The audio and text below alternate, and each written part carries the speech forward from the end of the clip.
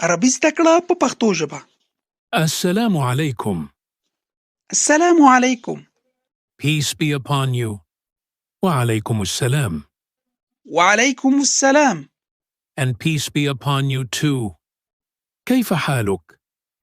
څنګه یې؟ How are you? أنا بخير. الحمد لله. زه ښه یم الحمدلله. I'm fine. Praise be to Allah. ما اسمك؟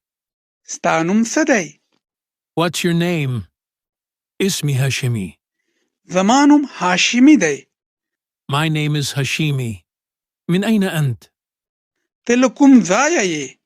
Where are you from? أنا من قطر. زه د قطر یم. I'm from Qatar. تشرفت بلقائك. د لیدو څخه مو خوښ شوم. Nice to meet you. وأنا أيضا. زه هم د لیدو څخه مو خوښ شوم. Nice to meet you too.